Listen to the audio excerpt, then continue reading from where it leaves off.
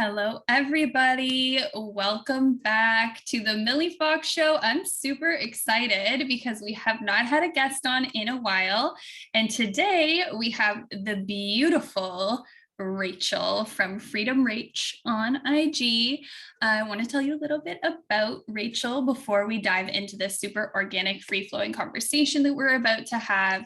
Rachael is the CEO of Freedom School Co. She is a spiritual business and mindset coach. She is a master NLP practitioner, and she helps women lean into desire, flow, alignment, opulence for the ultimate freedom, which is so awesome because I don't know how many times I've said it, but freedom is my number one value. So we are in complete alignment there. And we are both living our best freedom lifestyles at the moment. We've both taken off from the greater Toronto area and are enjoying the tropical, vibrant lifestyle. So welcome. I'm so glad to have you here. How are you today? I'm good. No, thank you so much for having me. I'm super excited. I have like full body chills from that. I don't know what it was, the way you were like saying it, but I'm super excited for this. Yeah, I'm good. I feel like it's the beginning of a new month. I don't know about you, but I get this like, I don't know, like new like reinvigoration and excitement for what is possible and taking the time to reflect on what happened the month before and what I'm wanting to, create for this month. So yeah, I'm feeling good. I'm feeling very like dialed in today. What about you? That's awesome. Yeah, it's December. It's my birthday month.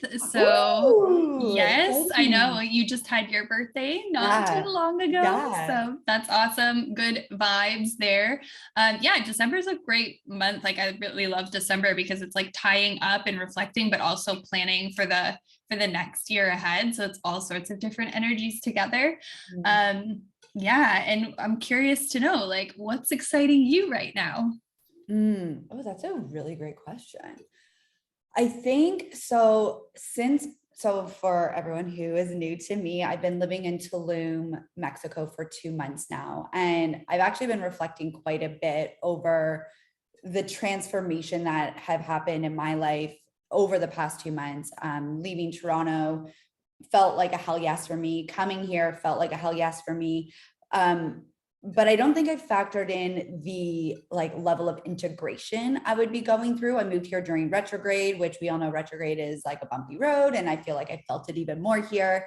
November, I did this like very immersive retreat. And so brought up a lot and did a lot of healing and growing and expanding. And so for me, the past couple months have been a lot of this like sifting and sorting and deepening and exploring who I am in a bigger way. And I think honestly, like peeling back the layers of who I really am. And I know we talked about that on the episode when you were on my podcast not so long ago about like not creating our higher self, but like really like stepping into who she always was. And I'm really, really feeling that right now. So I think as we step into December and like you said, wrapping up the year and looking to the next year ahead, like I'm just most excited to like unveil who I am and to really operate from this version of me. And I don't know, there just feels like there's more clarity and flow and I'm more connected to my mission than I ever have. And I feel like I got disconnected from it when I was living in Toronto. I was feeling a lot of feels and feeling very disoriented there. And so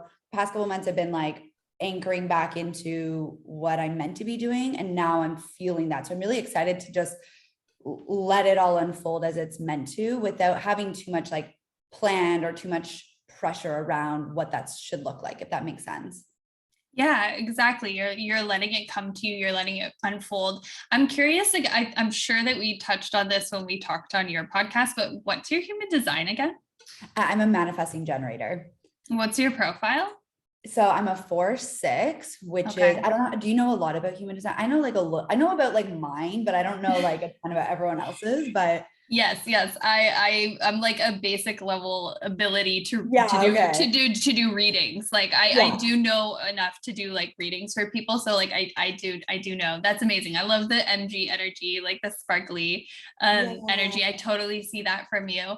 And then like the 4/6, you're in your 30s already, right? So you're like the 6 energy is like after 30 is like, okay, the wisdom, the gathering. It seems like that's the phase that you're in right now. It's like really like gathering the wisdom from your first 30 years and reflecting on it. So that's perfect. I see it. Okay, awesome. And you're a sacral authority? I'm a sacral. Yeah. So like, I'm very much like the Manny Jen. It's like, we're kind of all over the place, but I'm like really leaning into like, that is just me and that's okay. It doesn't have to make sense. I think I would get in my head a lot about how I would jump to thing to thing to thing. And I'm like, people are going to get confused. And I feel like me thinking people would get confused me. And now I find I'm honoring that a little bit more where I'm like, oh, doing this week, doing this next week, like just flowing with it, which takes a lot of unconditioning, I would say. It totally does. Yeah. And just hearing you say that it was a hell yes, to me, that's like such a sacral like response, right? Like, so you're just leaning into that self-trust, right? Yeah. So I'm curious to know, like, what does freedom mean to you? That's such a good question. So I like love this question. I often feel like I ask my clients this because it is so individual and so different for everyone. You know, for me, when I think about it, like I'm a true Sag as well, and like, you know, Manny Jen and a true Sag where we are like all about freedom and independence. For me, it's the ability to live life fully on my own terms, to do what I want when I want, not in a selfish way, but in a way. And again, that probably ties into the sacral, like in a way that just like ignites me and fuels me. You know, when I was stuck in like the corporate world for, you know, a few years after graduating, I always thought that I was flawed, that something was wrong with me, because being bound to a desk 9 to 5 and, you know, working for someone else just never lit me up. But everyone around me seemed to be so satisfied with it. Everyone around me seemed to be like complacent, if you will. And for me, like, the years of my journey of pursuing the life I now have, and of course, continuing to pursue new levels of freedom, it really is about being able to decide what I want to do when I want to do it. Having vacation didn't really work for me. I want to live a life that feels like vacation. I want to live a life that is inspiring for others, right? Like the kind of Pinterest worthy, which sounds cliche, but like that Pinterest worthy lifestyle that I used to spend hours scrolling and pinning and daydreaming about. It's like, oh, this is what I've been able to create, you know, financial freedom, of course, location freedom, time freedom. But yeah, really at the end of the day, it's like being able to move and sway with what feels right in the moment because I have the autonomy to do so. Mm-hmm. Yeah. So for a lot of people, it feels almost, I think, inaccessible to access that, right, from where they're standing at the moment, because they don't see how it's possible to get the location freedom or to get the time freedom or freedom from the job or whatever it is. So what would your advice be, or how would you recommend somebody who wants to feel more freedom begins to manifest it? So if I look back on my entire journey from like the minute I quit corporate to now, that's almost like 8 years. You don't see those 8 years. You see the Rach here and now, where she has all this freedom and she has this dream life. So we have to factor in that it can take time. It doesn't have to take you as long, but it can take time. And for me, it was one foot in front of the other. Leaving corporate didn't make sense. You know, leaving a salary job with bonuses, with benefits, to then literally take a sabbatical. I took like 2 or 3 months off to just like step back and be like, what the hell do I even want for myself? Like, what do I want in my life? Doesn't make sense to a lot of people. Most people would be like, oh, easy for you to do. No, it wasn't easy for me to do. I didn't have a trust fund. I didn't have parents, you know, doling out money to, you know, support me while I made this decision. I didn't have, you know, I did it on my own. And so what led me was just a desire for more. Each and every step along the path that I'd taken, and don't get me wrong, the path has not been linear, it's been all over the map, all over the show. But each step has been like, it was just one foot in front of the other. Did I know that this would be the life that I would eventually, you know, land upon? No, like I didn't even know back then what coaching was. I didn't even know back then that I wanted to live in Tulum. I didn't even really like travel that much at that point in my life, but I just kept allowing myself to put one foot in front of the other. And so if it's a job that you're not lit up by, and you know that you wish, I don't know, you had a more like if you're working a super strict corporate job and you want a little bit more of a relaxed work environment, like there are opportunities out there for you. Seek that. Once you get a little bit more taste of that freedom, maybe it's like, oh, like perhaps I could take what I'm learning in this job and apply it in a freelance way. Like that's kind of what my journey led me to. It was just like, I'm doing this for someone else's company. What if we started doing this on the side? And it just like all unfolded as it was meant to. So long story short, it just trust one foot in front of the other. It doesn't need to be quit your job and give up your life and move to another country.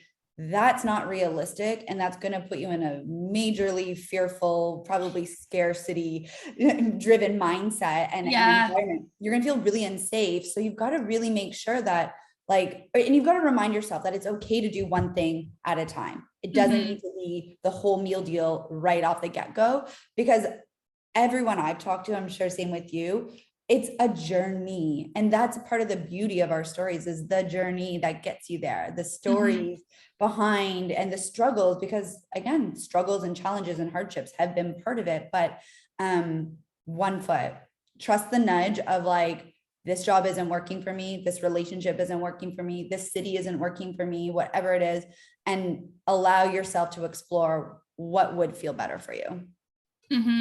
Exactly. And I think that's the thing with like, you know, social and whatever, and we just see it happening for other people. We don't see the backstory. And we there's also this sort of like pressure that's floating around in this personal development industry and spiritual industry, that you just have to like take these huge giant leaps. But the conversation about like safety is really huge, because there's some people who are more equipped, or they've done more healing work, or they're farther along in certain aspects of the journey, because there's so many different aspects, right? Like I don't even want to say like, oh, this person is farther along in their journey than me or you, because maybe in one area they are, but maybe in another area you are, right? Like the comparison is silly, because it's like apples and oranges, right? But there is that lack of that conversation, because you hear all these stories like, I had $12 left in my bank account and I signed up with this coach for $250,000 a year, and then I made my million. You know what I mean? And like you don't know the story that led up to that moment where that person felt safe enough or had developed enough self-trust within themselves to be able to take that leap. So then when we're comparing ourselves to people who are sharing those stories, it's like, okay, yes, that is an inspiring story, and that doesn't have to make me feel guilty or shame myself for not being not feeling safe. I don't want to say the word ready, because that's not what we're looking for, but because like you said, like it's going to elicit that fight or flight response within you, which is always scarcity, right? Always scarcity. So we have to develop the self-trust, right?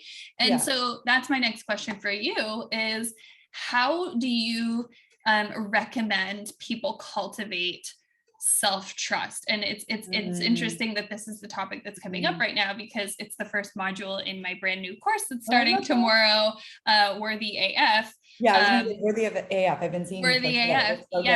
So if you're hearing this, you know, the course has already begun, but just to let you know, like this is a topic like that's so important, right? And it's in my world too. So what's your recommendation there for somebody who wants to cultivate more trust in themselves, but also why do you think it's so important? Okay, so I'll go with the first part of that, cultivating a greater self-trust. I think that's something we're always navigating, and it's like a muscle. Like I often say, it's a trust muscle. It's like going to the gym. You don't work out once and have a six-pack abs, which would be nice, but not realistic and doesn't happen. So you have to, I think it kind of goes back to what I was saying with like these micro steps. So often we're looking ahead to like that big leap, that end goal. And often if we're just looking ahead to this end goal, this like glossy, destiny, and, it feels so unattainable, but like we want it so bad, that if we're only focusing, say, the 20 steps ahead of us, and we're not looking at all the little micro steps and micro moments that will support us in getting there and can get us there a lot quicker if we stop focusing only on like this big, like crazy audacious goal. With each step, you're going to find that you're directed on the right path. So in my experience, it's like, I don't freaking know what that first step is going to do, or that next step is going to do, or where it's going to take me, but the path will present itself to me. And so I don't know if I was ever conscious of like the concept of trust until recently, where over time, that compound effect of little action, little action, little action. Well, everything's still working out. Oh, everything. Okay. Rearrange, like redirection. Okay. Everything's still working out. Everything's still working out. Okay. A little redirection this way. And over time, and when you can like create this compounded effect of trust, you can look back and be like, so all these other times when I made these unknown decisions and took these unknown actions and I had no clue what was ahead of me, but I went for it anyways because it felt right. And it always worked out. And often it worked out better than I could have imagined, because every redirection was just leading me into like the right, into like a more aligned and higher, the path of my highest good. Then you're able to take riskier, and I say this in quotations, like riskier or scarier leaps, because the trust is there. You've built it. You've built it. So at the very beginning, so it's again, like you're not going to go into the gym and lift like a 75-pound weight. You're probably going to start with like a 5 to 7.5 pound weight to like, start building there. And then over time, you can like go in and lift that heavier weight. I mean, I don't know if I could actually do that, but just for the sake of an analogy, it's like over time, it will compound and build. So it's really like what you were saying before, it has to be an individualized journey. The minute that we start comparing where someone else is or what someone else is able to do, investing $250,000 in a high level coach when they had $12 in the bank, like that's not fair for you to try to judge or shame yourself for not being able to do the same thing. So you've got to really like put up those blinders, especially in the beginning. Like the comparisonitis is so strong in the beginning. Oh yeah. Putting up the blinders and really just focusing on what you are doing, one foot in front of the other, and just being proud of yourself each step of the way. I think that's something we often also forget to do, is looking back and thinking, damn, like I have come a long way, even though it doesn't. It's so important, because we're always so like zoomed in. Yeah, we're always so zoomed in. And actually that's been something I've been able to do quite a lot since I've been here in Tulum. It's like looking back at, 2 months ago, 3 months ago, looking at old photos of when I was still living in Toronto or like Ontario, and just like, whoa, I don't even look the same. My energy looks different in the photo. Like, wow, Rach, you did it. And I won't lie, like even coming here to Tulum, there were so many bumps in the road. There were so many hurdles I had to overcome. And even when I was here, it just felt like things were not like that they weren't lining up, because things were, but it was not just like rainbows and butterflies the instant I got here. Yeah. So, and I know that you can kind of like relate to that as well. So the trust muscle and the concept of self-trust isn't an overnight phenomenon. It is something that grows over time, and it's just continually choosing to put one foot in front of the other. And that's all I can really say to that right now, because that's just been my experience. And I know that we're always kind of on a journey of like trusting ourselves in bigger and different ways. Yeah, exactly. And it reminds me of the quote, and I don't know where it's from or who it's by, but like people overestimate what they can get done in a day, and they underestimate what they can get done in a year, and then we forget to look back and see like how far we actually have come in a year. And also that like consistent actions, like consistent small actions taken daily can lead to massive results. And that's what leads to massive results, right? So it's not that we need to be taking these giant leaps all the time. It's that we need to be slowly and consistently coming back to the same thing, building, right? And that's with trust, that's with building the life, everything. So my next question for you is, where does the magic of manifestation come into all of that for you? So there's something I was going to say about, I'll add to what we were just saying and then get to that one. With, you said that quote, and I remember the beginning of my business, I guess you could say, like when I was fully working for myself, I would create to-do lists that were like 20 items long. And I honestly thought I could get them all done. And I was so hard on myself. I was putting so much pressure on myself. I was working these wild hours and I was like getting by, I was just in like the survival mode because I just wanted to like pay my bills and maybe have a little bit of money left over to do like some dinners. And with time, and when I realized that that wasn't working for me and I started taking things off my plate and I actually started working less, I was actually able to create space for more to come in. And so when I think about the trust, it's like, and then when it comes to the magic of manifestation, we have to remember, and that's such a like a masculine energetic of like do, and that's going to get you more. And that's not like really how it works. It's like, yes, there's action associated with receiving and attracting the manifestations, but a lot of it is in trusting that what you are doing is enough. So when I was stuck in that rat race of like trying to make my ends meet and just like, well, I got to do more then. I got to do more. The money isn't coming in. It's not coming in fast enough. I've got to do more. And that's not me trusting. That's not me trusting that if I do 3 things in a day, that would yield the same, if not better results. And that was a big lesson in my trusting myself. And that's when I started realizing that my manifestations will come in far faster and far better. That when I kind of like lean back, and that to me, it's like a trusting and a surrendering. And I struggle with this from time to time, still like catching myself, like wanting to default to like, oh, I can do more. And it's like, no, just lean back, just trust. Because if I'm then doing more, I'm essentially signaling to the universe, well, I don't trust that we're co-creating together. I don't trust that we're on this journey together. And, I'm going to try to take control here. So the magic of manifestation comes with, yes, aligned action. Yes, aligning our beliefs to what we desire, all that inner work. But the final piece that I find we catch ourselves struggling with the most is failing to trust, failing to allow the universe to co-conspire with us, and trusting that it's all adding up.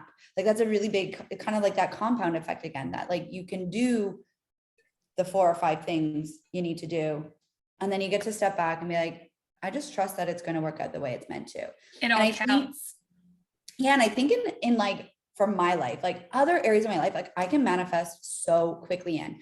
It's in the business where I find I sometimes struggle the most because we're so in it every day. It's like our baby. It's like we're so invested in it. We're so like hands-on in it. And when I find myself being in the doing phase, it's like, okay, step back, take the hands off the wheel. You've done what you need to do. And as soon as that trust, that energy of trust and surrender actually comes over me, it's like, boom, boom, boom, things flow in. And I'm like, oh yeah, right. Like, it's like, I need that reminder from time to time, but like, that's kind of the energy I'm in pretty much every other area of my life. And that's how things get to flow in, because you created this space for it. Right. Yeah. So exactly. It's so hard with the business because we attach our worth to the outcome, Yes. I think that's really what it comes down to, because we just like, again, it's like an extension of us, right?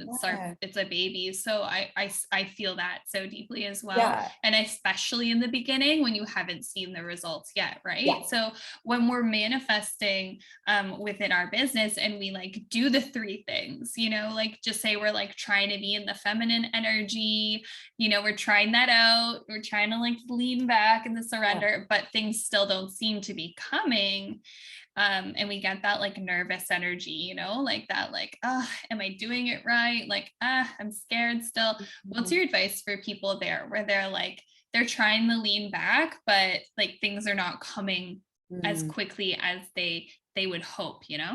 Right.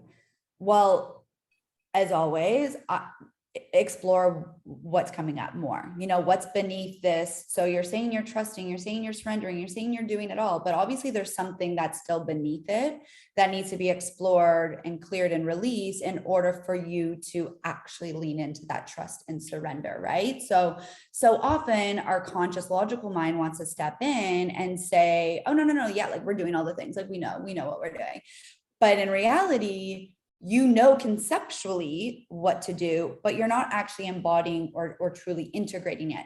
So for me, when I catch myself or I catch clients, because I'm able to like read between my clients' lines of like, you're saying this, but no, there's something more there.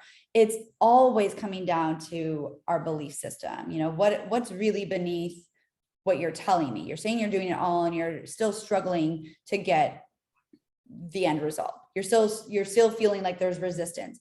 The resistance always comes from us. Like that is, it's nothing else. It's not because people don't want to work with you. It's not because your prices are too high. It's not because, your strategy isn't good enough. None of that matters. What matters is your belief that what you're doing is enough. The belief that it's all adding up, the belief that they're on their way to you right now. And the piece about patience is one of, I think, every entrepreneur's greatest like struggles. It's really like, you have to allow for there to be like, what do I call it? It's like when you're doing this work and you're integrating and you're expanding and you're up leveling, you have to remember that it can take a little bit of time for your audience to catch up to you. Mm-hmm. So when we're in this impatience, we're actually just not allowing the right women, the right men, the soulmate clients, the dreamy clients we're not giving them the space to come in. We're like, well, they should be here right now. But you have to remember, you lead first. So if you lead first, you have to factor in that there can be a little bit of catch-up time that results.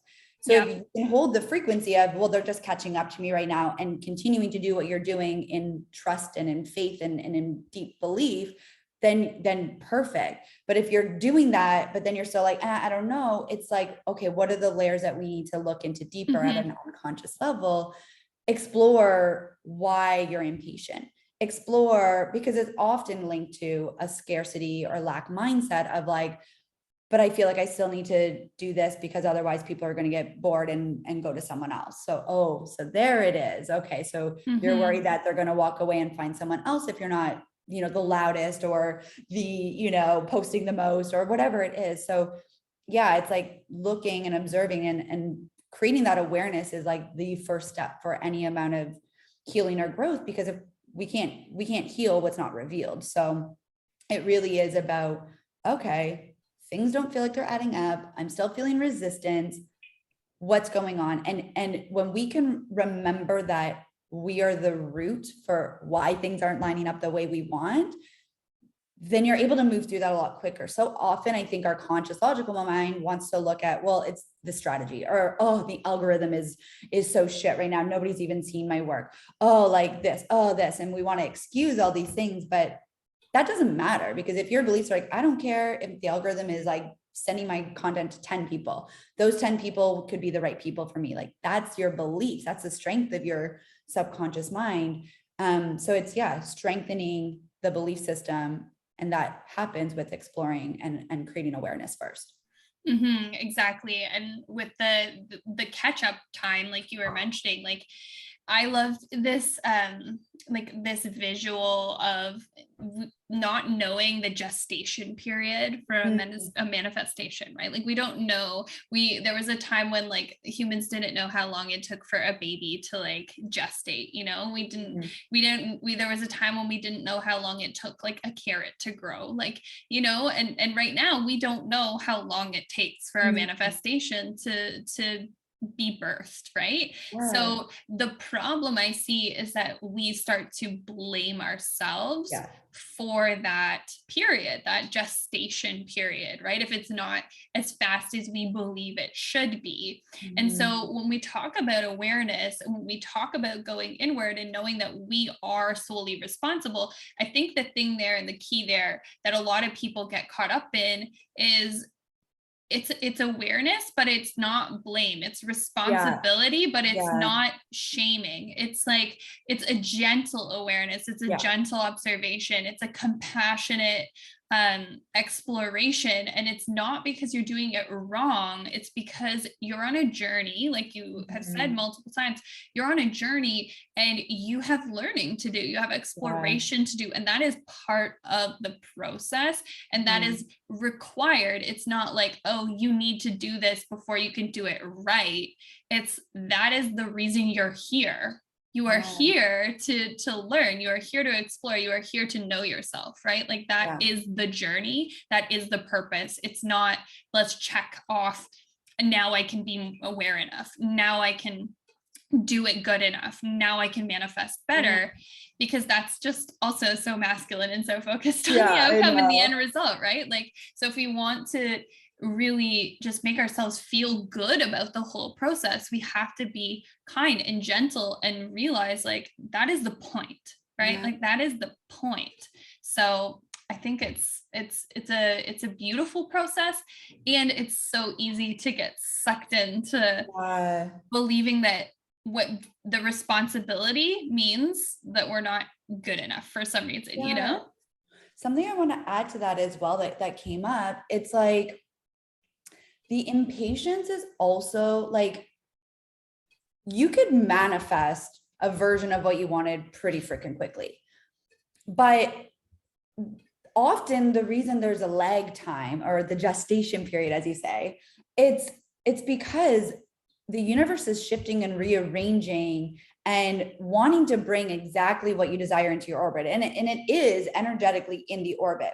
Mm-hmm. Often there are lessons that you need to learn and overcome to, signal to the universe that you are prepared for it. It does it to protect you. And I think that was something that really helped me in my manifestations, is the universe will protect you. So you could have what you want right here, right now. It could drop it in, but most likely you wouldn't be able to handle it. You wouldn't know what to do with it. You want $1 million, but you've never even made your first 10K. Well, chances are you're going to blow it all. And, maybe you're going to be in a worse off situation, or maybe you're going to, freak out when all your family and friends turn on you because it's gone to your head. Like, you don't know the reason behind why you're not receiving it, but it is for a reason, and it's universal protection. And oftentimes the universe is just making sure that you can fully receive it in the exact way that you're saying you desire it. So you can get a fraction, like say in relationships, like you could get a man come through the door tomorrow, or a woman. But is it going to be the soulmate love that you desire? No, you're saying you want soulmate love. The person who walks through the door next isn't going to be that. So if you can think of like the manifestation is manifesting and it's like all coming for you in due time, it's almost like, to me, that can kind of like allow you to like take a deep breath and like, okay, it is happening. Okay, like this impatience is unrealistic, because if I knew that something better is on its way to me, then I wouldn't be so up in a tizzy about it, right? Yeah, it's like knowing and like imagining like this divine alchemy that's like this sparkly dark place that like magic is happening, and we just need to like allow that magic to occur, and not like be constantly trying to peek behind the curtain, and be like, are we there yet?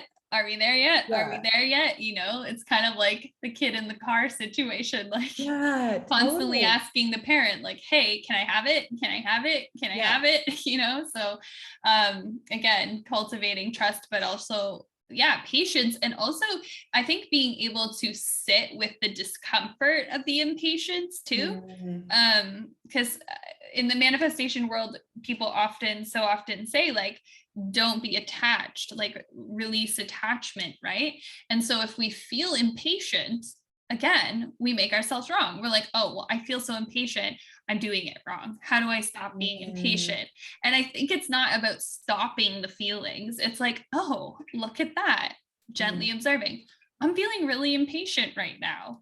And having and cultivating the skill to sit with the discomfort of being in a place that you don't necessarily want to be in, but not resisting it, right? Because what you resist persists. Totally. And I think there's something beautiful to like honoring the feels. Like, was it yesterday? I think it was yesterday. I was just like having a moment, like just feeling it. And normally I would try to brush it off and I'm like, oh, like I'm in Tulum, I'm in a paradise and, I shouldn't feel this way. And, I could go out and play and like all this. And I just like let myself have like a bit of a not even a temper tantrum. I just like kind of just allowed myself to have a mini breakdown, me to cry and yell and be like, why, like just had it. I had to like feel it. I had to let it out rather than being like pushing it away or brushing it off. I was like, I'm feeling it right now. I'm in my feels and I'm going to just let that happen. I'm just going to let that be and allow it. Like we are human. We're going to have a human experience. Yes. Like,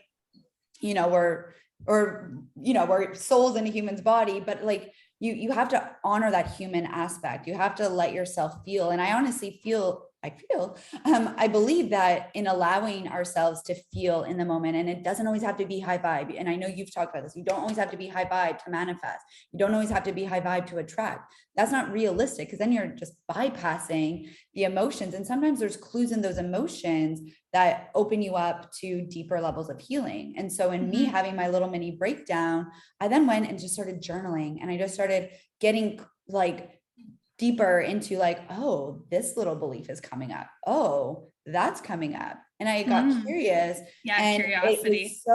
Pardon? Curiosity is so huge. Yeah. Yeah. And then I was like, I had these like light bulb moments come from me feeling the feels. Had I just been like, oh, fuck it, I don't want to feel this, and just like went about my day and like tried to, numb it or avoid it, I wouldn't have had that clarity of like, this is what's really underneath it, Rach. This is what you need to like reframe. This is what you need to clear. So it's okay to have those moments. And it doesn't mean that I stayed in a low vibe for the rest of the day, but I also told some friends, I'm like, I'm kind of feeling my feels today. And even just them knowing that I was going through it, it was like the interaction just felt gentler and nicer. And again, I wasn't like, oh, I should be high vibe because I'm a spiritual business coach and I should, just always be uppity. No, like that doesn't feel good either. Cause then you're just not in integrity and alignment.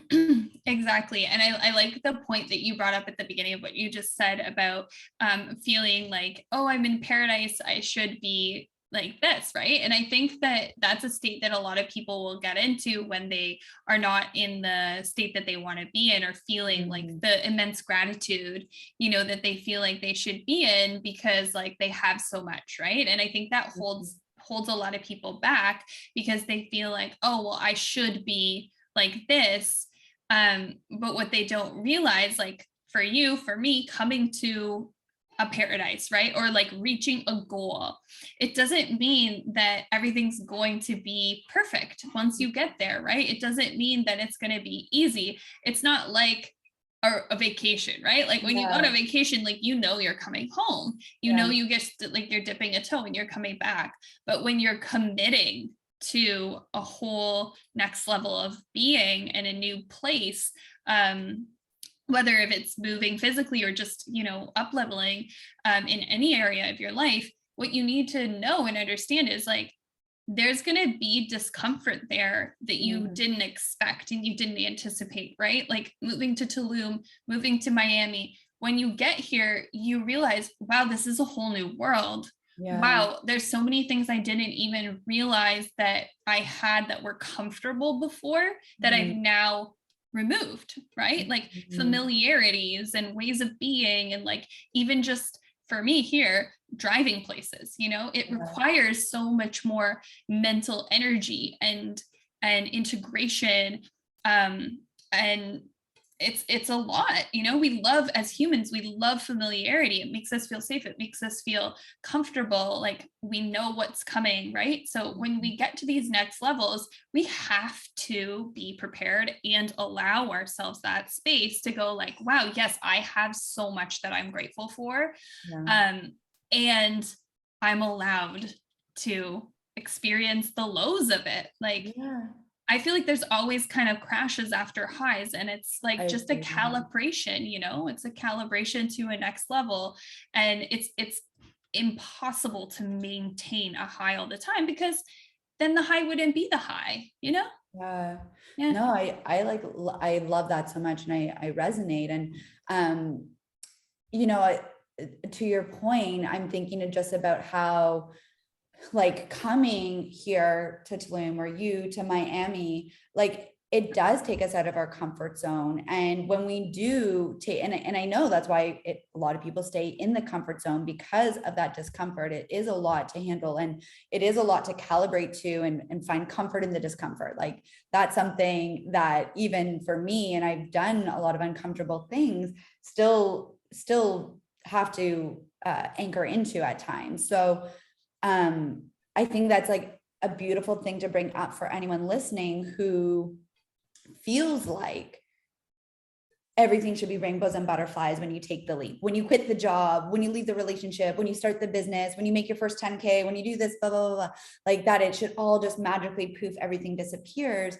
And so then when that's not the case, start beating themselves up and start, you know, bullying themselves as tends to happen, that self-sabotage. I think this is such a beautiful like conversation reminder that it isn't always that's first of all not the case, and to remind yourself that the more grace and compassion you can apply to yourself, the easier you can move through any of this hardship, any of these challenges, any of these road bumps. And that's something that I've had to learn because my inner mean girl was like very strong and she was not very nice. And, you know, of course, human comes in from time to time, but I know it's not me. So it's like also playing with like the awareness of that voice and the sabotage tendencies, which happens after the highs, right? Happens after making these, you know, bold decisions in our life. And sometimes it happens in the medium level and the low level, you know, like smaller level decisions, but like it is part of the journey, and whatever we make of it is what it becomes. So can we make it mean nothing? Can we make it just mean it's part of the journey versus you're bad, flawed, wrong, etc.? Yeah, exactly. Like we're not trying to like kick the mean girl out and eradicate her. We're trying to look at her with compassion too. Yeah. Like I think often in the personal development world where we'll get messages like just tell her to shut up and fuck off or whatever, and I'm like, you know, maybe not. Let's integrate all of the parts of ourselves, even the ones we perceive as negative, with compassion and go like, hey, I know you're trying to keep me safe. That's so sweet. You know, like the parent who's always like, put your jacket on. But those parts of us are trying to play a role, right? They're trying to do something like that part of you perceives as important and positive. So there's that too. So I think it's beautiful. This has been such a well-rounded conversation that's touched on so many important things, and I love it, and I'm so glad that you've been able to join me on the podcast. And the final question that I ask all of my guests is, what are you manifesting right now? Oh, that's so good. So I'll give like a little mini backstory, but last week was my birthday. I had a beautiful birthday getaway, and one of my girlfriends who came, we did this beautiful like birthday magic ritual. And she asked me the same question, like, what are you manifesting for the year ahead? And given that it's like a week after my birthday, I'll share. And we all held hands and I shared like openly what I'm manifesting. So number one is a 7-figure year in my business. That's something that I'm really striving for. So it's like huge milestone, of course, but I do feel like I'm calibrating to these like newer, juicier levels that seem so like wild, but that's one. And then I am calling in soulmate love. I recently went through a breakup upon me moving here, which was like really heartbreaking, probably like one of my biggest heartbreaks ever. But I do feel like so ready to call in that person in my life. So yeah. Oh, beautiful. Yeah. Well, I'm so excited to watch you as you go for those goals and as you let that magic come in. So that's exciting. And also let us know what you have coming up that we can tap into. And I know I already said your IG handle in the beginning, but like where else do you hang out? What can we come and join you for? And all the links will be down below. Yeah. So yes, Instagram is where I hang out most often at FreedomReach with 2 H's. I also have a podcast, which I'll Oh, wait, I'll link. This is your episode. I'm like, I'll link it in the show notes. That's all I'll about link it. that's Yes. so funny. I just said that. Anyways, Millie was on my podcast. So it's That Freedom Life podcast. I'm also online. Freedomschool.co is my website. And what I have coming up right now, like I've got quite a few things. The Manny Jen in me is like on fire, but one of the biggest offer, or like one of the offers I'm most excited for, is my VIP days in here in Tulum. So that's something that I feel like just integrates the work I do online, but then also the freedom life aspect that I live. So I would say the VIP days in Tulum are what I'm most excited for. But again, if you're loving the content on my Insta, I post about my offers all the time. So you can just peruse what feels aligned at that point. But this was so fun. Thank you. Yay. Yes, it was so great. So thanks again for being on, and everybody go and check out Rach. Thanks, guys.